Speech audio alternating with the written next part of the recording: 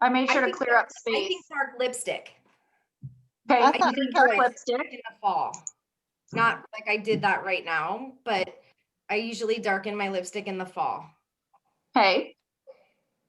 That's probably the first thing that comes to mind for me too. Anyone else? Anyone else? I find that I need to do, in the summertime, I need to do a crossover of two foundations, and in the winter I can use one color because Okay. I have to add more color in the summer. That's funny. I'm the opposite. I have two different foundations on right now. And I've Well, I do too, but we're not really fall in California yet. I use like one for summer and one for winter, and they're two totally different shades. They're both Shintos, but they're so changing your foundation shade. Okay, that's a good one. Anyone else? Well, I think you start changing a lot of things. You change the way you do your eyes, and you change maybe the amount of contouring and the strength of the blush. I mean, you just tend to wear stronger colors as you move into the fall and winter. Somehow we get bolder as it gets colder. 3 things checked off on the list. That was good. I'm checking stuff off that I was actually going to go over. That was good. Shirley, you just got 3 points there. And what are they going to do for me? I want to know. I want to know. We'll figure it out.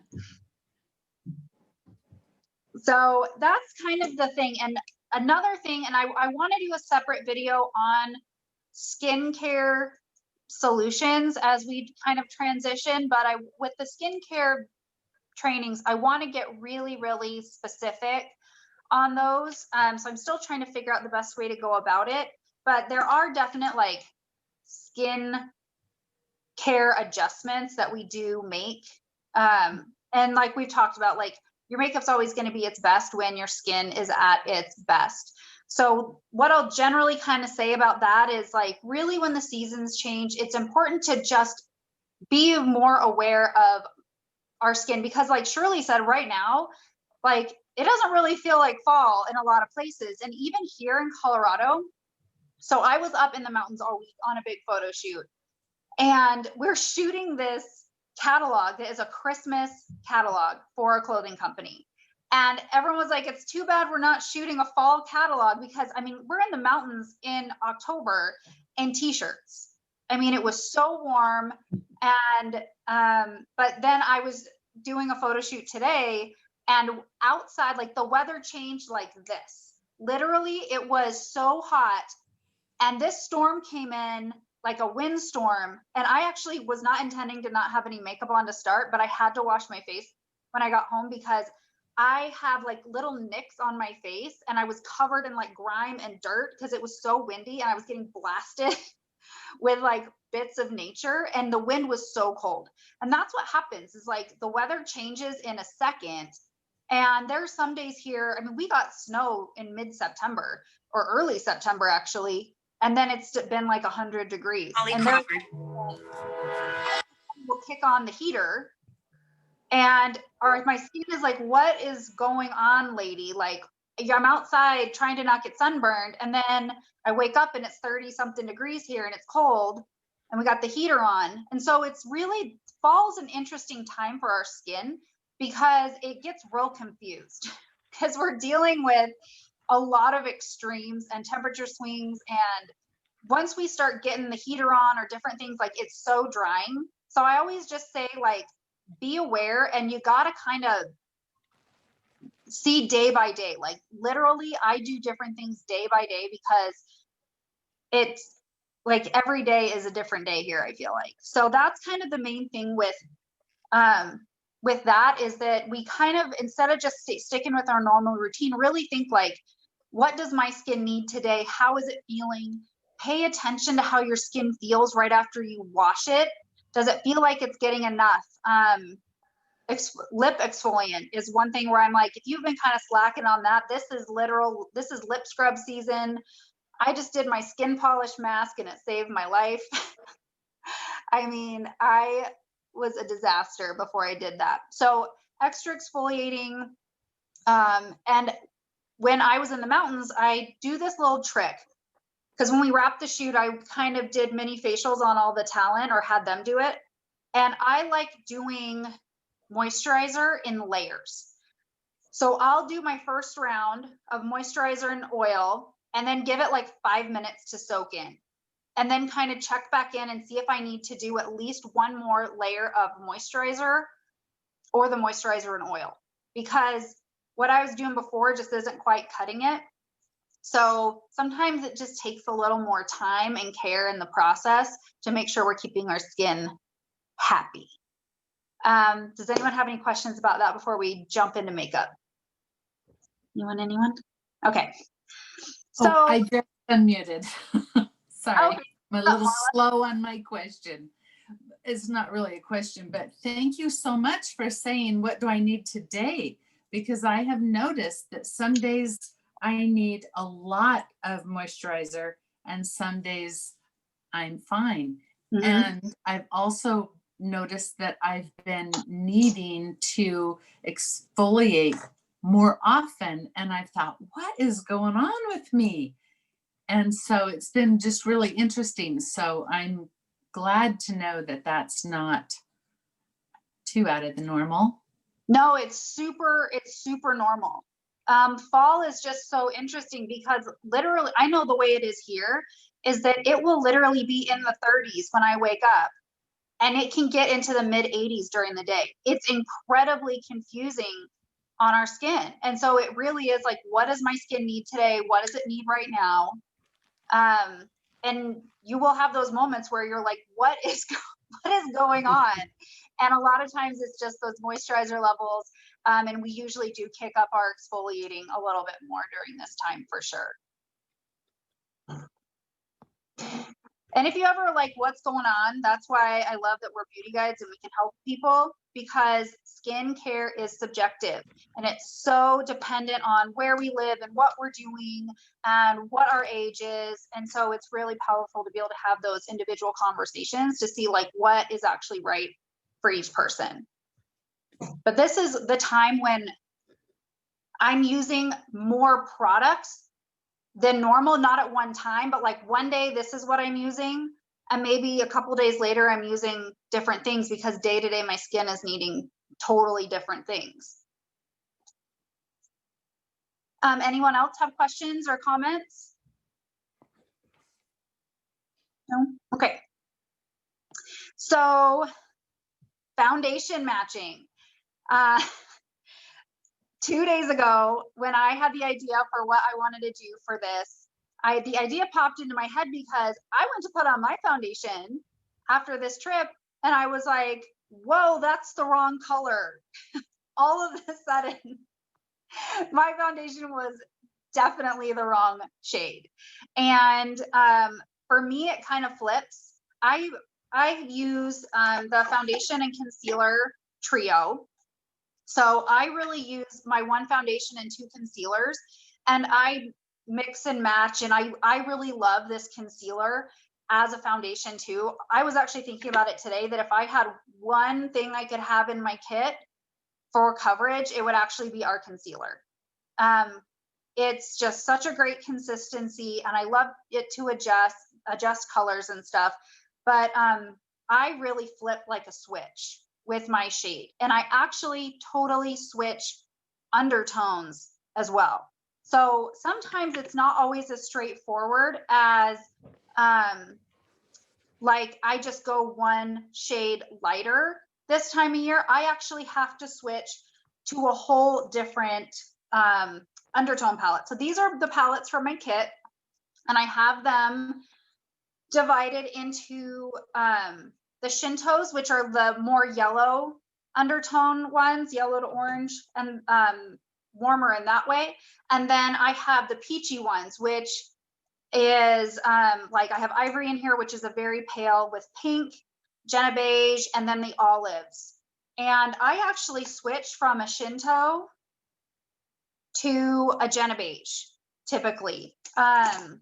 Sometimes I actually do have to find that balance between Shinto Zero, which is a very pale with a yellowiness to it, and Jenna beige, but it's not always as straightforward as I go like one lighter. A lot of times we actually flip palettes too as we get more or less tan. So being aware of that, and like we've talked about, like paying attention to our coloring through here, because summer, we're typically probably showing a bit more skin too. So we have more areas of our body to match. Fall, winter, it's sweater weather. This is what you see of me most of the time, is this little bit here in my face. So I'm much more literal with color matching than trying to match the tops of my shoulders and my chest or other areas. So that's actually an important factor to take into consideration. So I thought we would foundation match me tonight. Who thinks that would be fun to help Stephanie pick? And we'll decide if we think I'm more of a Shinto Zero or a Jenna Beige, and we'll take a vote. My dog is outside my office slamming his food bowl on the ground because he is dramatic.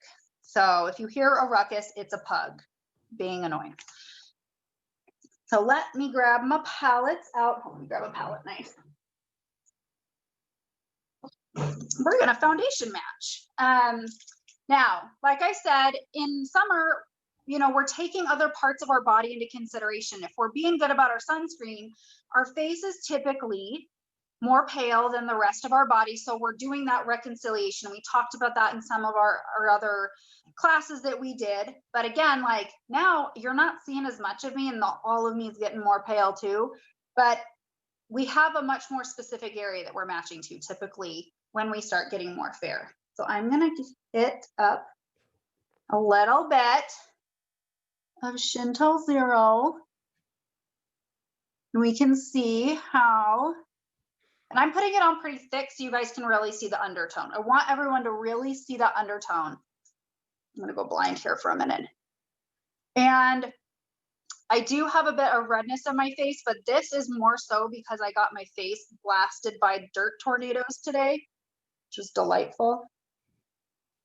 And let's grab now a little Jenna Beige.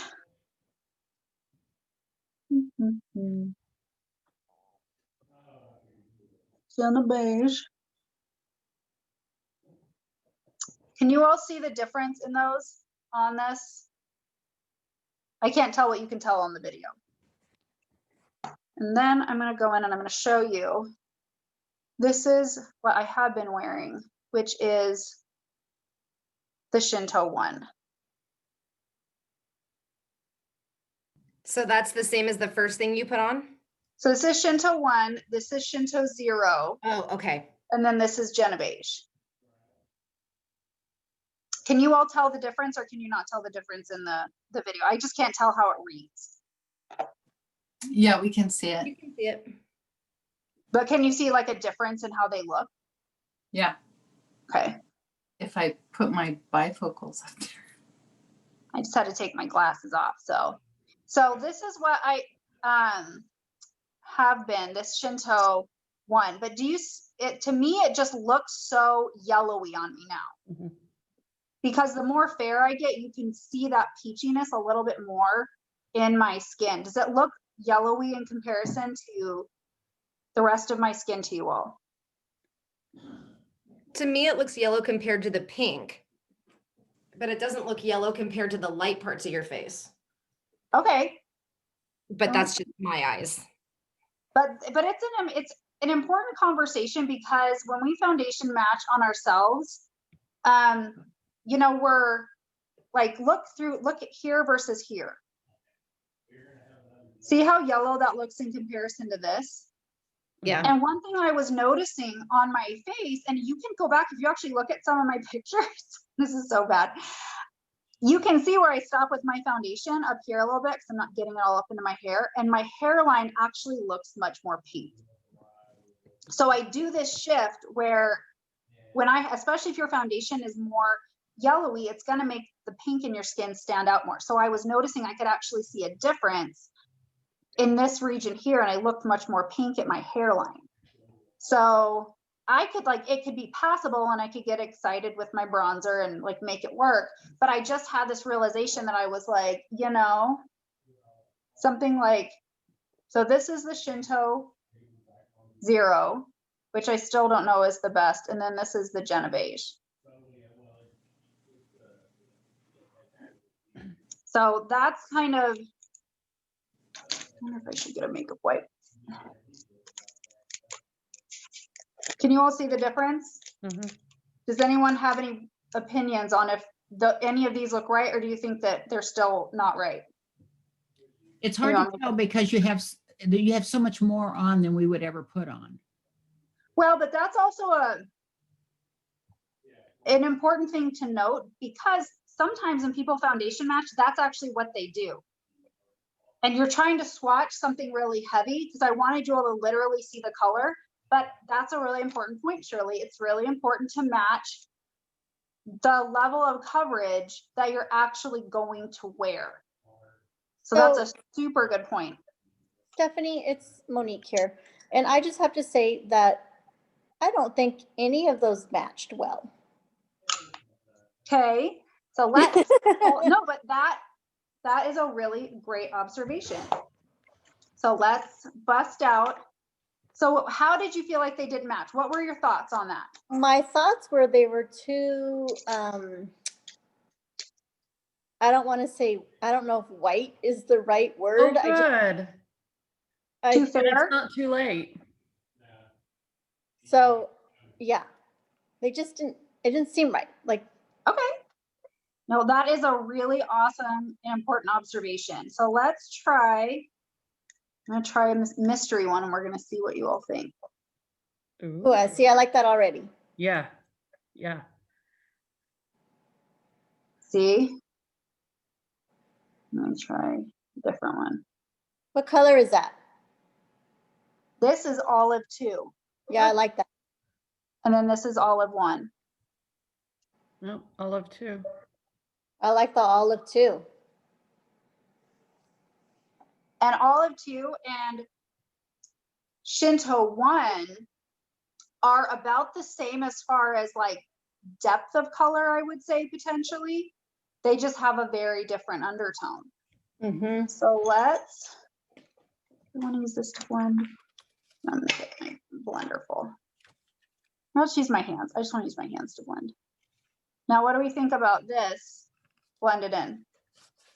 Hmm. So far, I like it. I think it's a great match. I think it's, Yeah.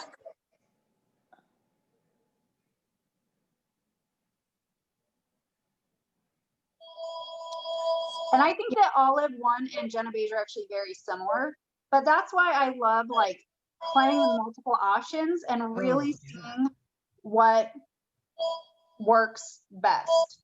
I almost like olive 1 better than olive 2. I think that long term, I might more so be an olive 1, because I think that my face is actually a little more red and deeper because of the windburn I got today. But I'm going to be playing in both, and we'll check back. But it does make a difference when you kind of initially swatch it in different spots and then you blend it in at the level of coverage that you are actually going to wear it.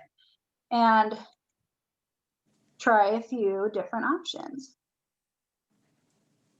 Then I'm gonna look at my mirror to see what I think. So I just blended a little bit of olive 1 around, just like super light. A little bit on my nose. But don't be afraid to kind of do what I did and try the different undertones, try the different depths. Just because like you used to wear one color and you worked with one thing, like always kind of be honest and be like, is this really right? Is this, just because I've worn this in the past, is this really the right color for me? And I don't know if you all know, Kat just went through this where she had always been wearing like Shinto 2, I think it was, to maybe 3, and then she was like, wait a minute, I think olive 4 is actually a better match for me. And I think she in the summer like switched, and that's a whole other undertone. So this really is the time where, I mean, I had that moment where I was like, the foundation that I'm using is absolutely the wrong color for me. And an interesting thing is that olive number 2 is pretty much exactly like our concealer number 3. And that is what I have in my palette is concealer 2 and concealer 3. And that is what I use quite a bit to blend with my foundation when I'm really trying to get stuff to match. I feel like it looks a little extra light in my bright light right now. But so concealer 3 is a really great fit for those olive ranges. And I do feel like sometimes in fall to winter, I do beef up my coverage a bit, but I really love these formulations because they have those waxes and oils. I just feel like it protects my skin better anyway. And it just helps my skin retain that moisture. Can I have you add to that and talk about the setting powders with the dryness of winter and fall? Yes, absolutely. 1 second, let me boop in my concealer. Okay, so powders. The powders are, I don't feel like they're super dry on the skin, but again, that's me personally, and I really love moisturizer and oils and all of those things. And I have been playing with these as well, just by themselves to see if they did feel dry. I think it's on a person-to-person basis, and I think if anyone feels like they do feel a bit more dry, to try applying them with a damp sponge as opposed to just by themselves. Now, when in fall and winter, we're still setting our foundation. And so if you've been using a translucent powder there, it shouldn't make it feel any more dry to set with one of these colored pressed powders. I'm using this one. It's the more peachy fair one. I think it's number 2. And, but if someone were to use it by themselves, it could potentially feel more dry if they're not using the right skincare. But that's actually what I wore today, was just concealer with the powder. And I went a little heavy on the powder intentionally. And for me, it didn't feel dry. But again, it's probably on a person-to-person basis. Did that answer your question? Or am I off base? No, that's good. I just think sometimes the mentality is that powders feel drier, right? And so when these you're are so finely milled, yeah, and that makes a very, very big difference. The quality of the powder product makes such a huge, huge difference. And these are so super finely milled. They're almost like a creamy feeling powder. So if someone has the experience of it feeling dry, I would have a skincare conversation, a priming conversation, and then talk about applying it damp or with a damp blenderful. perfect. Okay.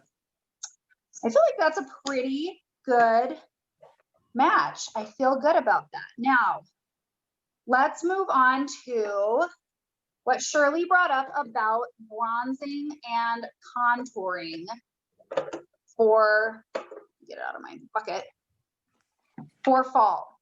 So for me, I feel like when I get a bit more fair, because I'm already starting out pretty fair, and because my face shape is very square, I really lean into the bronzer world as far as contouring as opposed to just straight up bronzing, because I really feel like the more fair I get, I just look washed out and I look like I don't have as much dimension in my face. So I'm going to be talking about these 3-well palettes a bit tonight when we start talking about some trends and things, because this is like my superstar always in every season. But matte bronzer, as opposed to maybe something more shimmery, because when I have more of a tan, I like a bit more shimmer in my bronzer. But for fall, even just taking a moment to remind myself that I have cheekbones makes me feel better. So having a good matte bronzer makes a really big difference. Because the trends aren't like these bronzy looks. The trends really do gear towards what's going on with the eyes, you know, blush and lip. So really bronzer is there, you know, to create that shape and structure for the most part.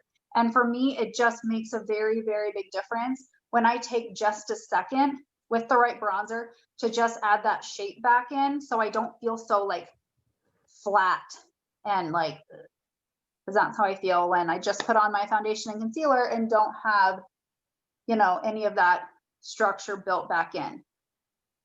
It's usually like a quick process, and I'm usually just using my matte bronzer a bit, but it's an important step for me for the most part, because I don't want to just be like, have a flat looking face. So that's the bronzer part. And I don't go like crazy because I really do want the blush to show up, but I want my contour to do its job. Any questions on that? Bronzer's quick and simple for fall. And like, if you feel like you're really having to get in that bronzer because you do feel like maybe there is a mismatch with coloring or whatnot, yeah, go back to that foundation conversation and really make sure that your foundation does actually match. What I love about these is I feel like they last absolutely forever. So I will have, you know, even though I still have a bunch of this foundation left, it's fine. I'll get a new one. I'll pop it out. I'll clean it up and save it for when I get more tan again. But don't rely on just your bronzer to make your foundation match. All right, we're gonna hit trend number 1 for fall. So one of the fall trends are fluffy, beautiful brows. With people in masks and all sorts of things, there's been a lot more attention on brows, but it's not just like a polished done brow. It is a fluffy, bigger brow. I really like when the ends of my brows are brushed up a little bit, but I need more fill. So raise your hand if a brow gel does it for you and you don't need anything else. Okay, Megan, you're all on your own. On days where I'm just doing like 5-minute face, a brow gel does the trick for me. I mean, if not, I look crazy. But the brow gel is a non-negotiable, but usually on most days I need more. But when I want my brows to look extra fluffy, what I do is I actually start with my brow gel and I brush them up to start. So we're gonna brush up. And then I do this back and forth motion here to make sure I'm actually getting all the hairs, because this is where a lot of people go sparse first. And I'm definitely much more sparse through there. So I brush it up and then I go back and forth. Now I keep them brushed up because I can see when I do this where I need more fill underneath. So I start with this. You're using a tinted one, not Yes, a clear. I'm using the light tinted one. And that's a great question. I'm going to go in with my pencil and I'm going to sketch. What I love about this pencil is I can do little hair like sketching motions. I might need to actually look in my mirror above. And I actually mimic hair strokes. Upward, upward, upward, upward. Up, up, up. And then get my arch. And I'm not drawing like I'm drawing. I'm always doing little hair-like stroke motions. And when you want fluffy brows, you want to make sure that when you fill in different areas, it's not getting heavy. What I mean by that is, like, you don't want it to be too dark and too dense. I see a lot of people when they try and fill through here, it gets too dark and it just looks really super heavy. But if you keep it with these little hair-like strokes, when you fill, you're still going to see that separation. Do you see how you can still see that texture? And see how that filled and made my brow look so much bigger than when I started? Stephanie, So- which is the best way to match the colors for our brows? Because sometimes I feel like maybe I got too dark of a one or a too light of a one. Okay, that's a great question. So it depends a lot of times on your natural brow color to start and then your hair color. So for anybody that has lighter hair, you typically want your brow color to be a shade or two deeper than your hair. If you have darker hair, you typically want your brow color or your brows to be a shade or two lighter, so it doesn't look so heavy. So yesterday I had this really awesome lesson and makeup application, and she had these awesome brows, but they definitely needed a little bit of like grooming and fill. And she had this really pretty caramely brunette hair, and I actually used the light brow gel on her because her natural brow hair was so dark that if I tried to go medium on her, I would just be making it more dark. So because she was a caramely brunette, me using light on her actually added a slightly different shade in there because her brow hair was so dark that it just didn't make it heavy. So it really, you have to just take into consideration, like, what's your hair color naturally and what brow hair or what color brow hair are we working with? And a lot of times I like working with two different shades. Now with something like a brow pencil, it gets darker the harder you push down. So for me, if I just do light sketches, it's going to be light, but if I push harder, it's going to be darker. So a lot of it is just how hard you push also. Did that answer your question, Monique? Sometimes I say for brows, it's better to err on something you feel like might be a little too light as opposed to too dark. So I'm just doing some more hair-like strokes. Then I'm gonna go back with my brow gel. And I like taking the underside and making sure it's not totally brushed up. I brush to the side now and smooth anything that I feel like is too fluffy and crazy. How fluffy my brows are. Oh, I'm so on trend.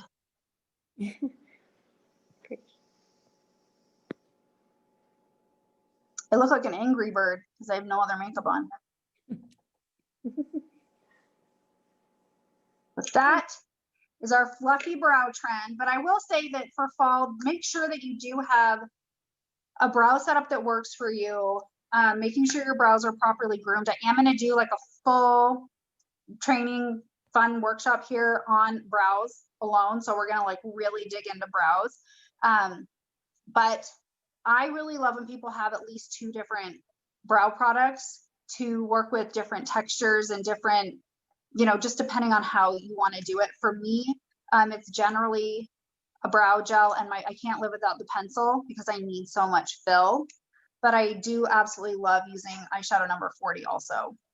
So that's a key for me. So does anyone have any fluffy brow questions? Is anyone going to try and make their brows extra fluffy this fall? Jennifer, you are. I'm going to have a contest and you're going to have some fluffy brows. Now, brows, when you do your brows first, they're going to look crazy. They just are. Whenever I do my brows first, I'm like, okay, I don't know what you were thinking, Classy, but then once I get all my other makeup on, I feel much more normal. Ooh, I'm so been fluffy. looking at brows lately, and I can't remember if I was looking. I think it was on Instagram. Mhm. Really crazy looking, like grandpa brows that are really big right now. I'm not digging it. The bigger the better when it comes to brows a lot of times. What I think is funny is when like the spring trend is like a super thin brow, and then for fall it's like, haha, have huge brows now. Doesn't work that way. All right, moving on to the next category. We're hitting on one of the fall basics and a trend, and that is blush. Blush is really having a moment right now. And if you know me, I love high blush. I love blush through here, up high, and high bright blush. And this really beautiful flush, almost like that Victorian style painting, is very much on trend right now. And how we can make it very wearable is to just make sure that we are utilizing something with enough color. Something that is not very muted, and just using something a little bit more poppy and punchy. I absolutely love these lip and cheek balms for that. And it's a great way to play with more of that flushed, punchy look and a higher blush. And what I love about this is it reflects light, and it makes a great base. So if you decide you want more color, you can actually apply a powder over the top.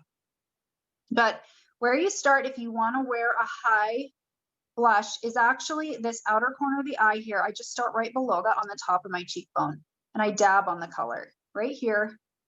And then I blend it upward like this and almost up this direction. And you kind of pat it in little bits at a time. And then we look like a glorious painting.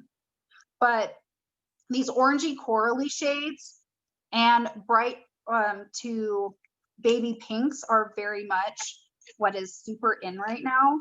So pink grapefruit and this melon are everything. And then blush number 5 here is another really great option if we wanted to do a powder. So maybe I'll do this on the other side. And I love that this one has a bit of a sheen to it. And the thing about high blush is that what I love, oh my gosh, I love that color. High blush actually is very appropriate as we age. It adds color into just the right part of the face. So I don't want anyone to think like, oh, this is like a trend in a fashion show. This isn't for me. A lot of these are very flattering and much more wearable and age appropriate for anybody. But see how that catches the light? I really feel like blush number 5 is super underrated. And I absolutely love it as an eyeshadow. We are going to play with it as an eyeshadow too. So high punchy blush. This is number 5 as powder in the pink. And then this one is a bit more natural. That's why I love these. They're so natural, but it still catches the light really, really nicely. Pink, coral. I'm gonna look amazing when this is done because I'm doing all sorts of different things to my face tonight. So Stephanie, are you talking, when you're talking high blush, are you talking about tone or where you're placing it? Where I'm placing it. So this part of the eye and over is where I start, and high up on the cheekbone. And I start here and I blend outward from that spot. Because when I've taught different techniques in the past, I've started a little bit lower here and I blended inward. This is a little bit different. So see where the apple of my cheek's actually here? If you smile, I'm actually getting it on top of right at the apple of my cheek over here and blending it upward and outward. So Stephanie, I have a question about blush and like matching. Like, do you have to, like, for instance, let's take hair color into consideration. You know, my hair color's darker. What am I trying to say? So like we match foundation, do you need to match a blush, or does blush typically go well with any skin tone, any color blush? You know what I'm trying to say? Yep, absolutely. So when it comes to blush, it depends on if you want it to be more subtle or if you want it to be more punchy. When you are taking your foundation shade into consideration, if you have more pinks in your skin, a pink blush is going to look more natural. When you have more of those peachy and warmer tones in your skin, a warmer, corally, more orangey blush is going to look more natural. But when we flush naturally, that is a redness. And so when we think about blush, anything that has a mix of like pinks and peaches will generally look good on pretty much anybody because those are the natural colors found in our skin. When I go more true pink, it's going to stand out more on someone that has, you know, more like warm tones because it's a different undertone. Whenever you're working with different undertones, it's going to look more punchy. So it depends on if you want your blush to look more subtle and more natural, or if you do want something punchier. The only matching rule that I have is I like people's lip color and their cheek color to be friends. And so, because if like, say I'm doing a really pinky lip, and then I do like a purpley or a corally blush, it's just gonna look weird. So that's the only actual matchy rule that I have, is that I really generally, and there's some exceptions to it, like if you're doing a true red, but I like the lip and the cheek to be friends. But that I'm actually going to talk about a little bit later, because I love using our Enduring lip colors as a cream blush. So a really great way to reconcile that is when you do a lip color, pat it, and then pop that right on your cheek, or actually dab this on your cheek and use it as a cream blush, and that will instantly be one happy family. Shirley, you're muted. No, I actually, I do that every time I do lipstick. I'll put it up here and it just totally pulls it together. So Yep. even It's if I just have my- blush on, I still go back to whatever lip color I'm wearing and I add it to the top. Yep. It's just literally pulls everything together. And a really fun trick, if you do want to do that and you don't put any blush on first, or, and I say if you don't know what blush to use, you do all your makeup and then decide once you put on your lip. But these glow drops, I'm so obsessed with, and I used them on my shoot today and they're amazing. What I love about these is, which one do we want to use? Let's do rosé today. What you can do is you can actually mix your lip color with a little bit of these glow drops to make a cream blush, or put it on. And I love, oh, I got a little excited. Dab it on. You don't need a lot of this, by the way. I'm still figuring out how much to use. Pat on your glow, because I love a glow. Pat it all around this. Do a little C around your eyes, like this. We're going to be trendy right now. I brought it down a little too far there. Then take your lip color. Which one do you want to play with? Let's get a little creme brulee here.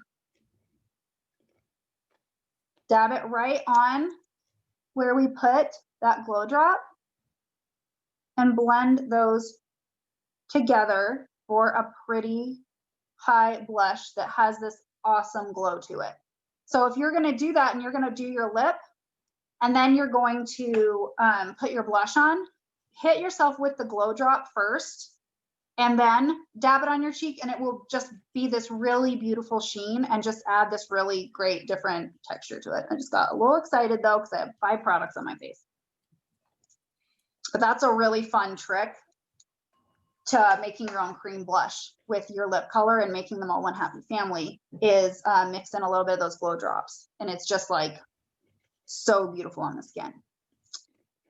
All right, let's play with eyes now. For fall, it's the eyes just get a whole new life.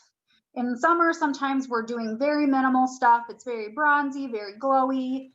Lashes are having the best time of their life. But for fall, eyeliner, and I feel like it's so predictable when they're like fall beauty trend, graphic eyeliner. And I'm like, oh, I didn't see that coming at all. You just do that every year, but okay, I'll still wear it because I love it.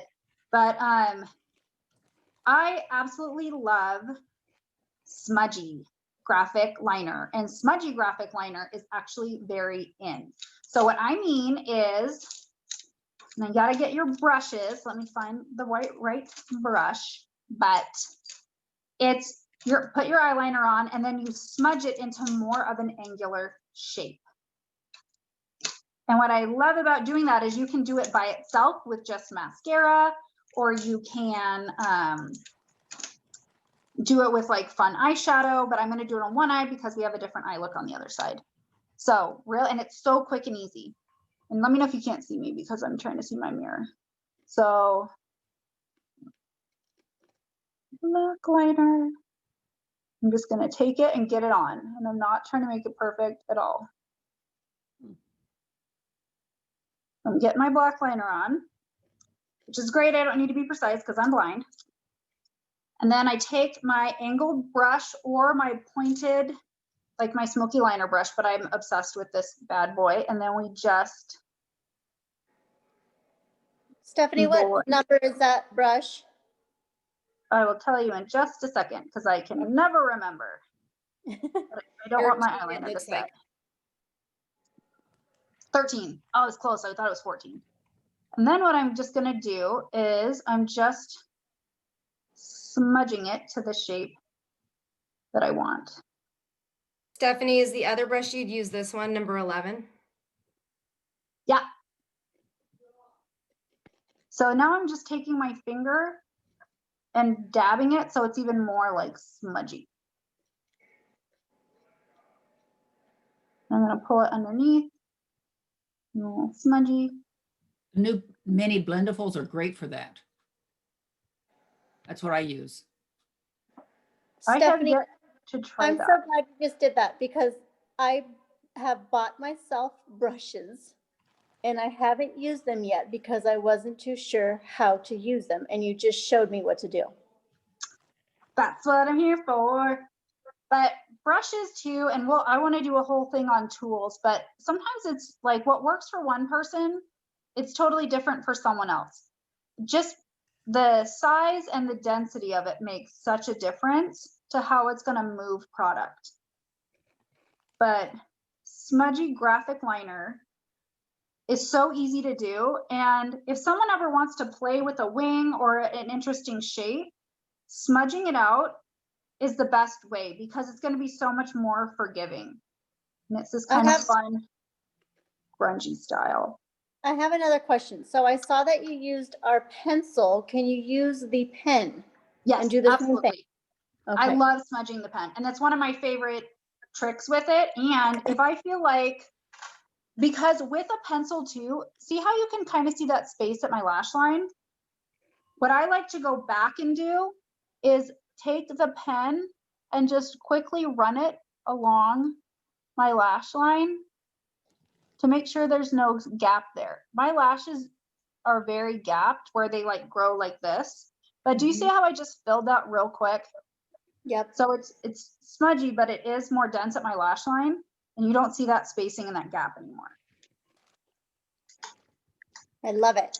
So that's one of our next, and Shirley, I want to see this graphic liner on you tomorrow. But I love a smudgy liner because absolutely anybody can wear a smudgy liner because you can do it more thin, you can do it more subtle, you can do it like big and have a lot of fun.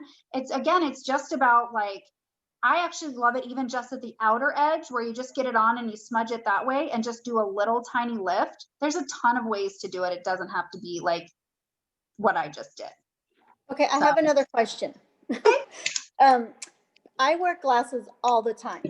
And sometimes I feel like my glasses hide my eyes and my mascara and my eyeliner. Would I, for someone that wears glasses, would I make it a little thicker to make it more bold? Oh, not necessarily. I wear glasses all the time. I'm totally blind.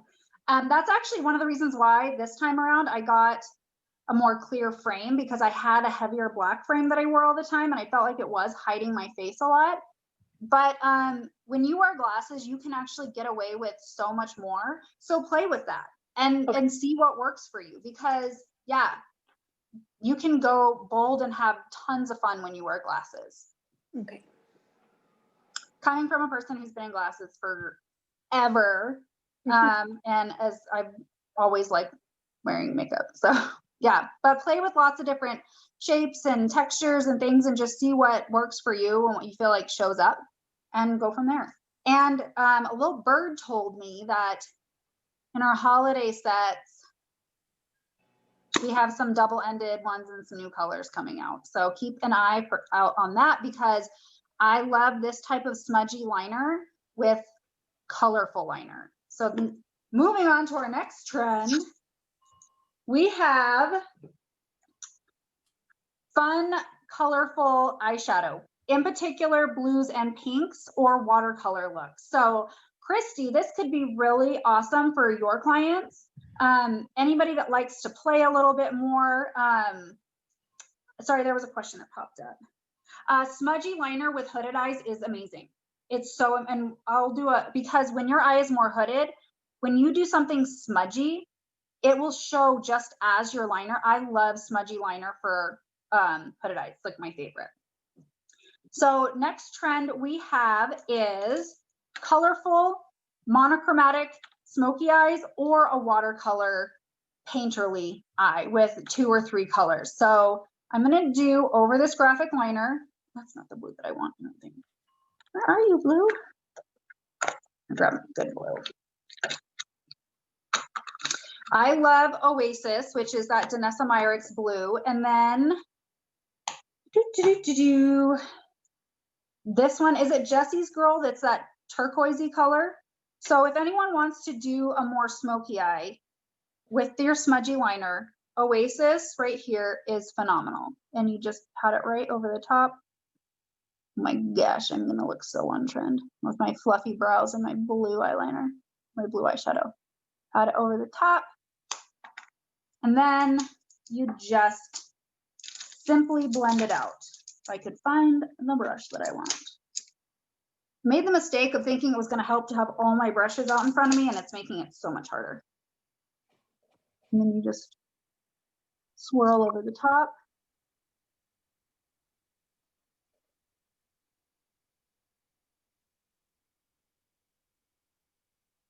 Like this. So Stephanie, did you use the blue wet? Because you're Nope. getting your color so much deeper than it is when I use that same color. So what am I Did not you get doing? it the original Danessa palette, or did you get the new ones when they came out individually? Yeah, I have it from individually. I just put a lot on there. I don't know. I would, if you use them wet, it's amazing. But I don't feel like I feel like these are so much better than the first round that we had in the palette. And I just really like press it on there and it just goes on. It's a good blue, but I love it pressed over.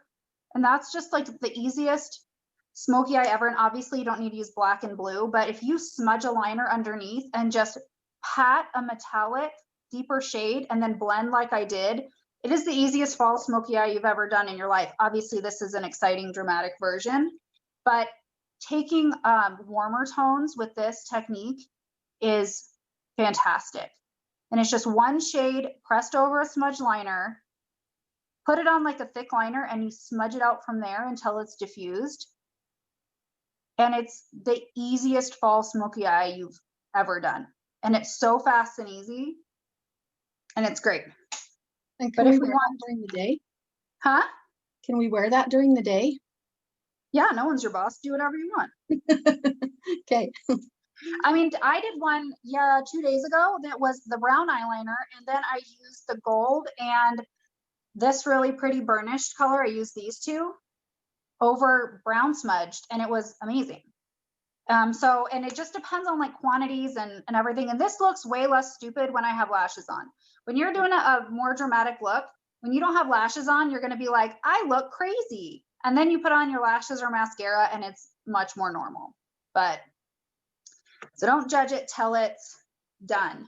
But if anyone wants to play with like the painterly looks, it looks amazing with the blushes, but I love using this blue and blending it from here. And then taking our, where are you? Pink blush. I love this pink blush that I used here. Oh, I just put a palette in the top of it and dented it. Yes. And let's take this pink here, this pink blush. I'm going to blend it. I'm the trendiest girl in the land right now, you all. So trendy. And even just a look with this blush as an eyeshadow and mascara is really beautiful for fall. A pretty pink eye, whether it be punchy or whether it be really soft, you could do it with another color or just by itself with a pretty liner and your mascara. It's a very, very easy look. And that's why I love these palettes. A palette with a pretty blush, your bronzer, and then that highlighter or something else in there, or a second blush, is great because these blush colors on the eye are so gorgeous for fall and you can use them anywhere. So that I'm just so obsessed with these trios because I absolutely love these colors on the eyes. And it just has this beautiful sheen. So trendy. I should be in a magazine right now. Look at me, just looking good. So final trend is lips. Obviously we haven't done, but what's really cool about trends for this fall is nude lips are in, glossy lips are in, matte red lips are very in, and then deeper lips, anything from like a stain to like a very deep lip. So really for lips for fall, anything goes. And I always like to encourage people this time of year to just try something different. Try something they haven't tried before. I've actually been doing more nude lips, and I'm normally such like a punchy deep lip kind of gal. But as far as like for the stain, I really absolutely love these. If someone wants to go for that trendy like stain look, and a lip stain has it deeper in the center and then it fades outward. So that's really how you mimic a stain. You could do that with an enduring lip color as well. Which one do I want? What do I want to do? Where you take one and you actually, and this works well over the top of one of the balms. Press it in the center here on the bottom where we start. Don't press your lips together because it's like our natural instinct when we put something on to press our lips together. We just press it in the bottom and we bounce along here, along the inner edge, and then do the same thing on top. And then slightly blend it outward. And see how that's just a really pretty stain? So I started with one of these to add color all over. Then I took a different ELC right in the center here and work it out, up, and then to the edges. And it just is this really beautiful like bitten stain. And then you can take what's on your finger and then do your blush to match if you would like. I really love a stained lip for fall, but a stained lip look is really great for somebody who is intimidated wearing a deep color. Yes, matte red lips are in, and I can talk about a matte red lip all day long. And I'm definitely gonna do one of these just on like deeper lips. But what I love about creating a stain is that it's super wearable. It's a really pretty flushed look, but we can wear colors that maybe we're more intimidated by when we layer a more sheer product on the bottom, and then we take your punchier shade or your deeper shade on top of that and work it in where we have a center of concentration and then we work it outward. And then we can use that as our blush as well. And then it's one big happy family. And it's just a fun way to play with colors that we may not be comfortable playing with. So those deeper shades, if you're scared of, try and work it like a stain. And that's why I really love these ELCs, because I can do so many things with these. I can make them very sheer. I could mix them with, you know, these illuminating drops if I wanted to. I could do and I could do a matte lip. I can do tons of things. But I'm a sucker for a high blush and a lip stain. Got me this fall. I was like, those are my two favorites. So we're at 8:30. Does anyone want to share what their favorite or what trend or thing they're probably going to do first this season? What's your jam? Me. I'm gonna do the eyeliner. I love what you did with the eyeliner, and then I'm gonna try with some eyeshadow. Yay. I'm gonna do the same thing. I really, really like that. I would like to see you throw on some mascara so that you don't look quite so crazy. I'm not feel sure really the pretty, Jennifer. mascara won't necessarily fix the crazy of the two different eye colors. That's true. It's the eye colors that are throwing me off. I'll put on mascara. See, instant difference. I mean, you're not even done and it's like, wow. Oh Just, no, it's like so much better. I love it. And a look like this too, if you're doing more of a look like this, it's really great to try some fake lashes too. Because you usually want a little bit more of a lash when you have so much going on right here. But see how it's instantly better and my eye shape even looks much more normal? So pretty. Something like this. And see how my blush kind of connects to my eyeshadow here? Or they're getting close. That is also very much on trend when you're wearing a high blush and a pinky eye. I think it's so pretty. I feel like a doll. It is so pretty. Even though they're two different eyes, just the mascara for me is beautiful. Well, I need different makeup for each one of my personalities. But yes, that was a good suggestion. I do look better with, you can get just to get a better feel for Mm-hmm. the looks.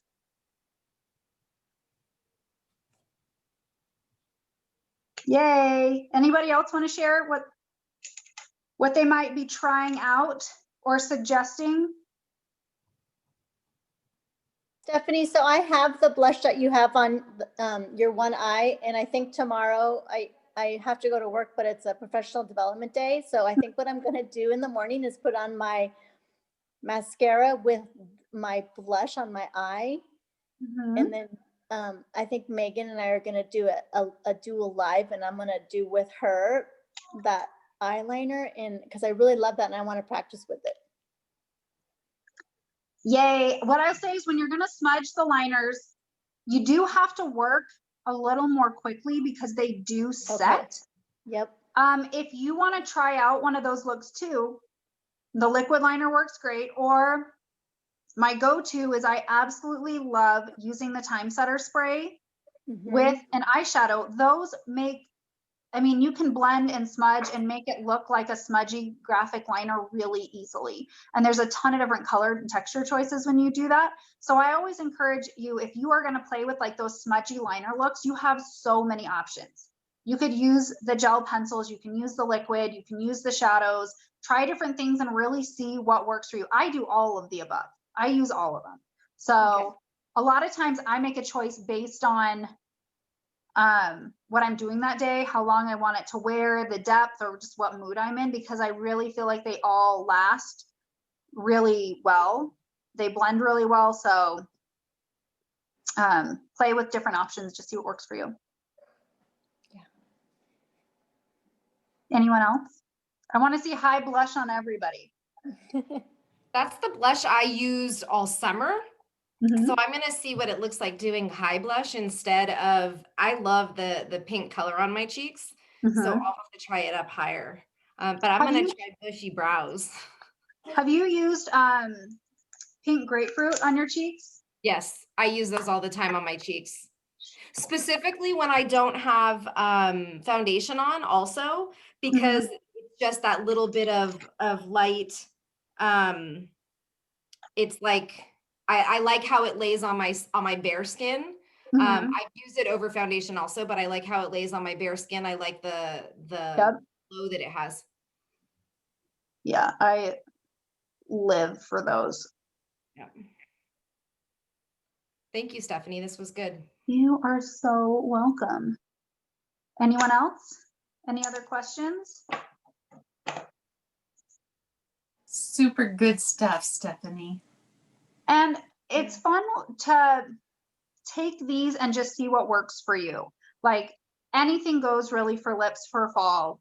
It's about what makes you feel awesome. Lips are the easiest way to switch up a routine and to try something different, but there's a lot of different ways to wear it. So really just play with different things and see what works. And it's a great time to kind of push out of your comfort zone and try something you maybe wouldn't have tried before.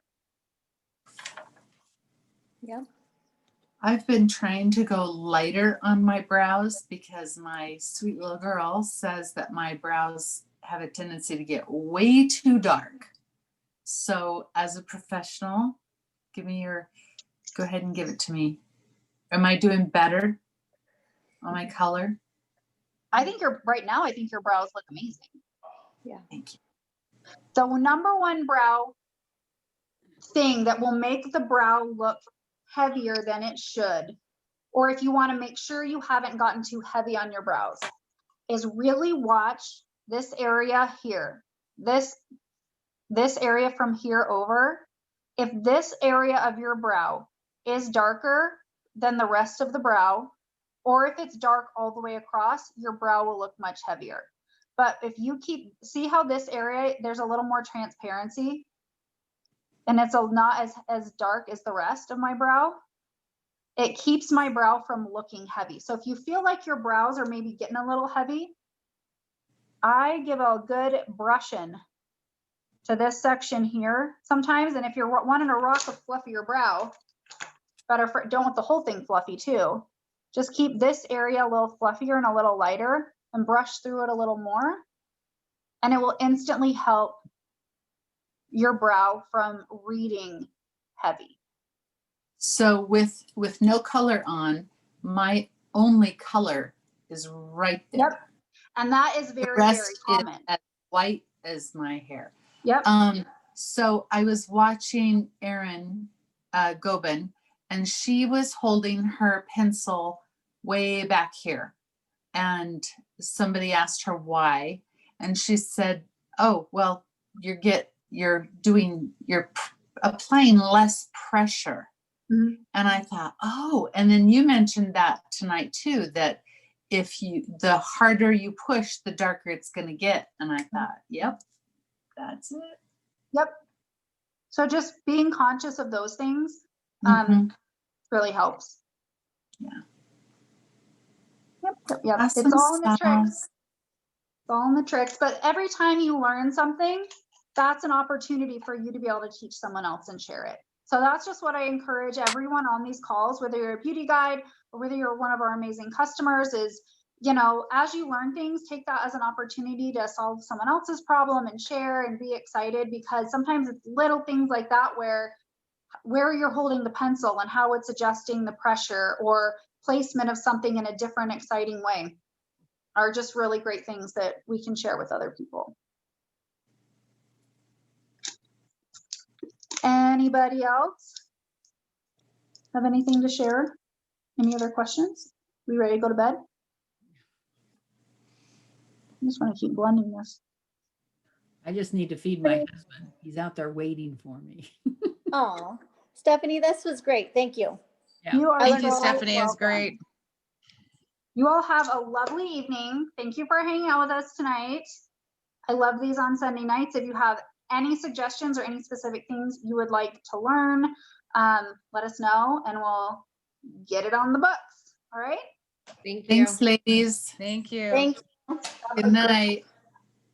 Shirley, you can end the meeting actually because you're host. Yeah, I will. I'll email Thank you the you. recording.